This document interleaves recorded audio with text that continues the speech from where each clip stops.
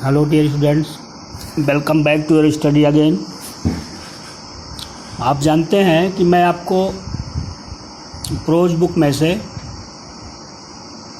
2 ऐसे पढ़ाया, पोएट्री में से 2 कविताएं पढ़ाया, 3 कविताएं पढ़ाया। मैं सोच रहा हूँ कि शॉर्ट स्टोरी में से भी आपको पढ़ा दें 1-2 चैप्टर। तो शॉर्ट स्टोरी में से केवल शॉर्ट आंसर टाइप क्वेश्चन आना है, 4 नंबर का 2, जिसका उत्तर आपको 30 शब्दों में लिखना होगा। इस दृष्टिकोण से इसे बहुत एक्सप्लेन करने की कोई ज़रूरत नहीं, केवल कहानी आपको याद होनी चाहिए, वर्ड मीनिंग याद होनी चाहिए, तो शायद आप वाक्यों को बना करके उत्तर लिख सकते हैं। हम कोशिश करेंगे कि आपको ये पढ़ाएंगे हिंदी में, उसके बाद मैं प्रश्नों का उत्तर आपको लिखवाऊंगा। पहला शॉर्ट स्टोरी में जो पहला चैप्टर है, ये देखिए, द गोल्ड वॉच है। पांजिकर रफ़ी इसके लेखक हैं। द गोल्ड वॉच का मतलब होता है सोने की घड़ी। नाम तो इसमें द गोल्ड वॉच लिखा है, सोने की घड़ी, क्योंकि उसी सोने की घड़ी के चारों तरफ ये पूरी कहानी घूमती है।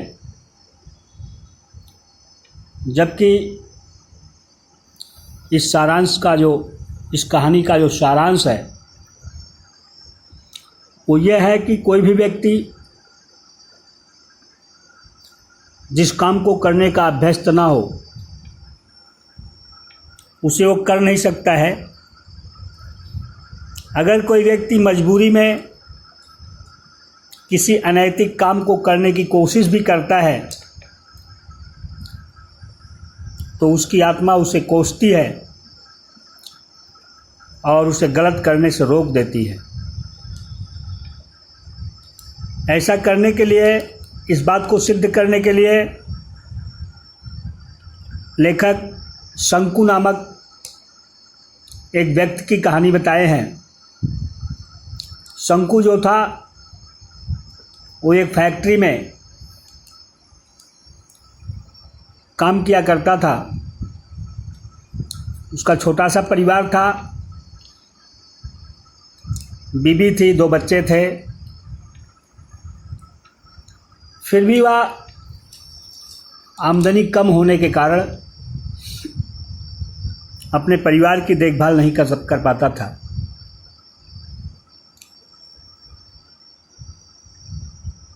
वह कर्जदार हो गया था और उन कर्जों की भुगतान करने के लिए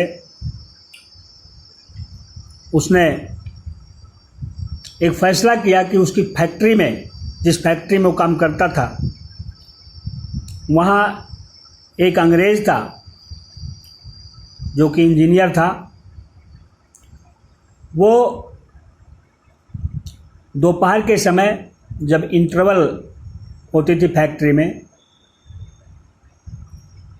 तब घड़ी को उसी मेज़ पर रख करके चला जाया करता था और बाद में काफ़ी देर में आता था। तो शंकु के दिमाग में आया कि उस सोने की घड़ी जो है उसको मैं चुरा लूँगा और बेच करके अपने सभी प्रकार के कर्जों को भुगतान कर दूँगा। देखिए, शॉर्ट स्टोरी में जो भी कहानियाँ हैं वो वाक्य के वो प्लॉट के बीच में से शुरू की जाती हैं। ऐसा नहीं कि शुरुआत से कोई बात बताई जाए। इसमें देखिए, ये शंकु की बात यहाँ से शुरुआत होती है कि शंकु ये सभी इरादे बना लिया था कि मुझे घड़ी चुराना है। वो अपने बिस्तर पर लेटा हुआ है, उसे नींद नहीं आ रही है, डिस्टर्ब है, सोच रहा है, चिंतन कर रहा है कि क्या करूं। पहले की कई रातों की तरह से शंकु आज भी नहीं सो पा रहा था। वह बिस्तर पर उथल पुथल मचाए हुए था। जितना ही ज़्यादा वो सोचता था उतने ज़्यादा वो उसकी स्थिति खराब होती जाती थी। फटी हुई चटाई पर लेटा था अंधेरे में, और वहीं अंधेरे में ही वह उस घड़ी को, अपने ऑफिस को इतना स्पष्ट रूप से देख सकता था जैसे कि वह दिन में देखता था। वो देख रहा था कि इंटरवल का समय है, सोच रहा था अपने बिस्तर पर लेटे हुए। खिड़की का शीशा जो है वो थोड़ा सा खुला हुआ है और इंजीनियर वापस चला गया है। मुझे क्या करना है, केवल अपना हाथ फैला करके उस घड़ी को उठा लेना है। शंकु अपने उन सभी प्रयासों को, अपनी कायरता को, अपनी हिचकिचाहट को याद करता है। वह जानता था कि इंटरवल के समय ऑफिस में कोई नहीं रहता है। यही सब वो सोच रहा था। अब उसके दिमाग में एक बात आई कि अगर हम इस कार्यक्रम को चोरी करने की भावना को हम ज़्यादा दिन तक टालेंगे तो कहीं हम बड़बड़ा देंगे और भेद खुल जाएगा। फिर भी वो सोचता है कि मुझे क्या करना है। वो जानता था कि अगला दिन जो होगा वो महीने का तीसरा दिन होगा और 3 दिन की पेमेंट वो अगले 3 दिन में वह पेमेंट पाएगा। पेमेंट में 13 रुपये उसको मिलेंगे। प्रत्येक दिन 1 रुपया उसकी मजदूरी थी। वो 1 रुपये प्रतिदिन कमाता था फैक्ट्री में। उसे 4.5 रुपये कैंटीन से जो खरीदा था, फैक्ट्री के कैंटीन से, उसमें देना था और 8.5 रुपये बचते। वह 10 रुपये फंड से लोन ले लिया था क्योंकि उसकी माँ का जो है वो श्राद्ध थी, उसके माँ की श्राद्ध थी, उसमें जाने के लिए 10 रुपये लोन ले लिया था। और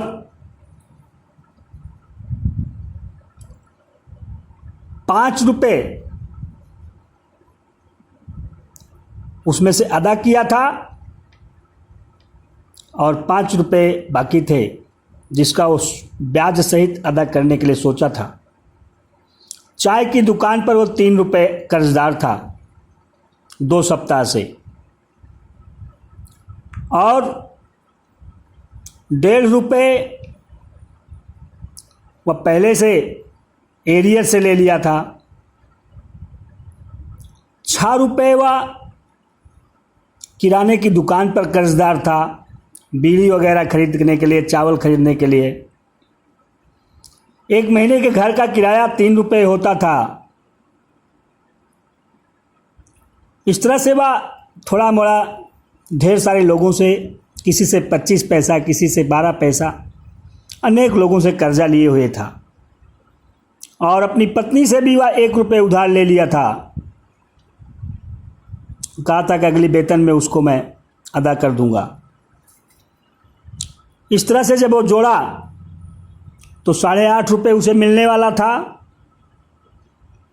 और कुल मिलाकर के 22 रुपये 13 पैसे उसे भुगतान करना था। और उसके पास और भी ज़रूरतें थीं। अब वो सोच रहा था, उसका हृदय बिल्कुल परेशानी से कांप रहा था। चाय की दुकान का मालिक जो था उसका नाम था कोचुन्नी, और जो उसके फंड का इंचार्ज था लोनाप्पो। इन सब के बारे में वो सोचता है कि ये लोग हमारे साथ कैसा मिसबिहेव करते हैं। ये सब सोचते हुए मजबूर होकर असहनीय स्थिति में अपने पेट के बल लेट गया। अब उसके पास कोई विकल्प नहीं था। वो तय किया कि अब कल ही मैं घड़ी को चुरा लूँगा और जब घड़ी चुरा लूँगा तो उसे 20 रुपये में कम से कम बेच दूँगा। ना 20 रुपये तो 15 रुपये तो मिलेंगे ही, और जब 15 रुपये में घड़ी बेच दूँगा तो 8.5 रुपये वेतन से 15 रुपये ये 23.5 रुपये हो जाएंगे, और घड़ी का 15 नहीं मिलेगा, कुछ और मिलेगा। ये सब सोच करके वो सो गया। यही सोचते हुए वो सो गया।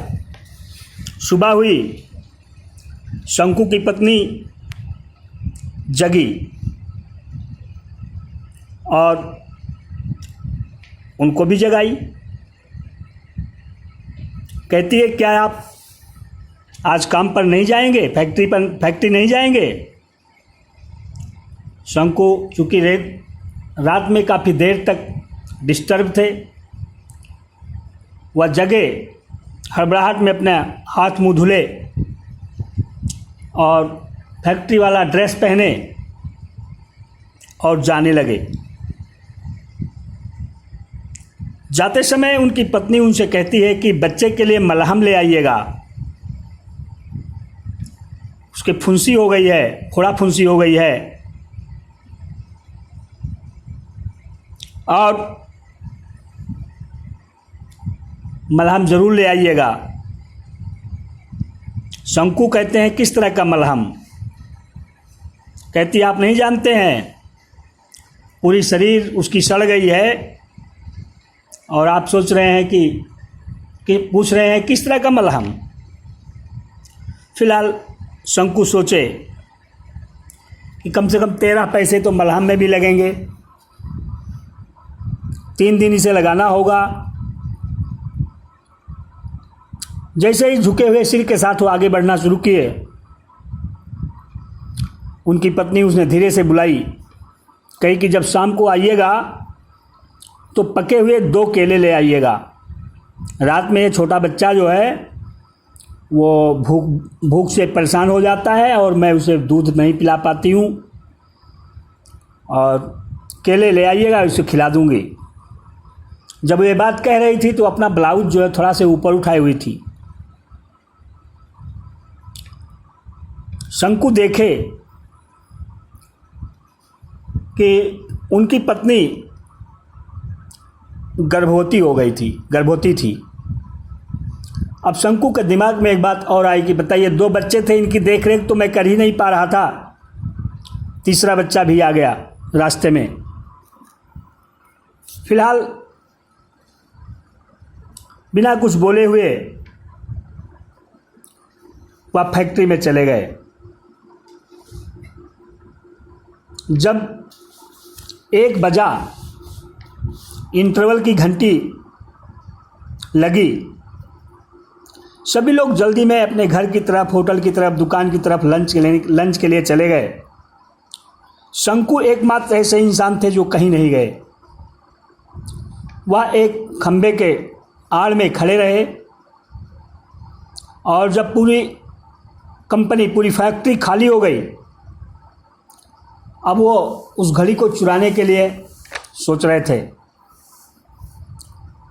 लेकिन कांप रहे थे। उनका हृदय बिल्कुल अधैर्य हो गया था। कुछ मिनट बीते, उन्होंने देखा कि वह इंजीनियर जिसकी वो घड़ी थी वो अभी जा रहा था। उन्हें पता था कि इंजीनियर अब जा रहा है तो जाएगा, नाश्ता लंच लेगा लंच के बाद ये सिस्टा करेगा। सिस्टा मतलब दोपहर में सोने की क्रिया को सिस्टा कहा जाता है। सिस्टा लेगा और तब वापस आएगा। फिलहाल इंजीनियर को देखकर शंकु को इंजीनियर को देखकर, जाते हुए देखकर शंकु को थोड़ा तसल्ली हुई कि अब मेरा काम हो जाएगा।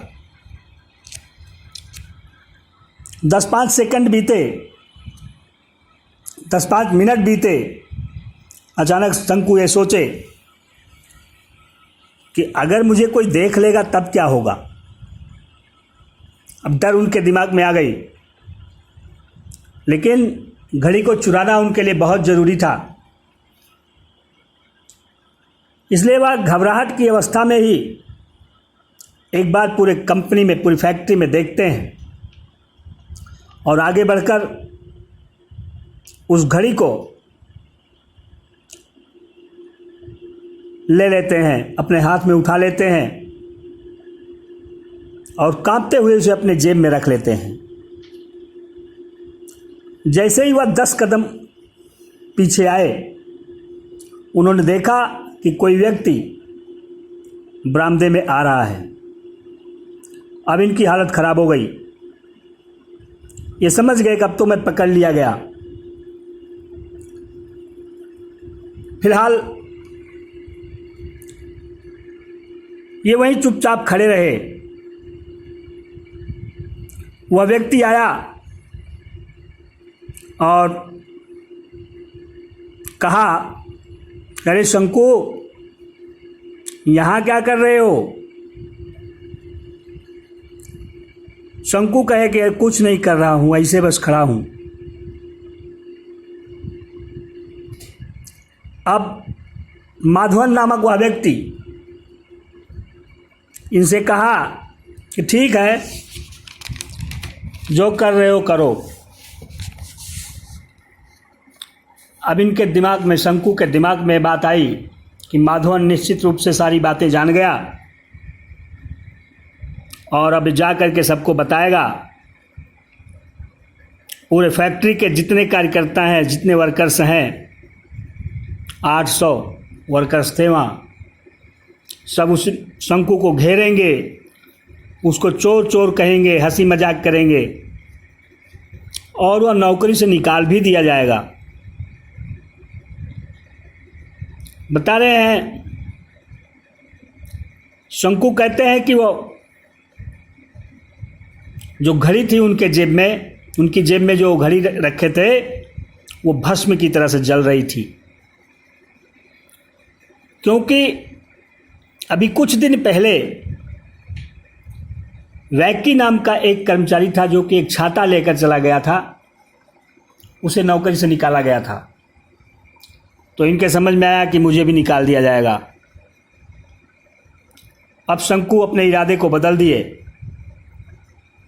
वह तुरंत वापस गए और उस घड़ी को वहीं पर रख करके शांत अवस्था में फिर से वापस आ गए और देखे कि इन्हें कोई देख नहीं रहा था। वो फिर से अपने सभी कर्जों को याद किए, अपनी सभी सारी समस्याओं को याद किए, लेकिन घड़ी को वो चुरा नहीं सके। अपनी जेब में रखी हुई घड़ी को निकाल करके ले जा करके उसी स्थान पर रख दिए जहाँ से उसको उठाए थे। तो बस कहानी एक ख़त्म होती है। इस पाठ से आपको यही लाभ मिला, यही जानकारी मिली कि अगर कोई व्यक्ति कोई खराब कर्म करने का अभ्यस्त नहीं है, चोरी, बेईमानी, हत्या करने का कोई अभ्यस्त नहीं है, तो वो कर नहीं सकता है। कोई सामान्य व्यक्ति गलत कामों को करने से डरेगा, भयभीत होगा, परेशान होगा, इरादे बनाएगा, लेकिन वो सफल नहीं होगा। और इस पाठ से हमको ये शिक्षा मिलती है कि किसी भी परिस्थिति में हमको गलत करने की कोशिश नहीं करनी चाहिए, क्योंकि कोशिश करेंगे भी तो सफल नहीं होंगे। धन्यवाद। अगली वीडियो में इस पाठ को पढ़ाया जाएगा। इसे आप सुन करके याद रखिएगा।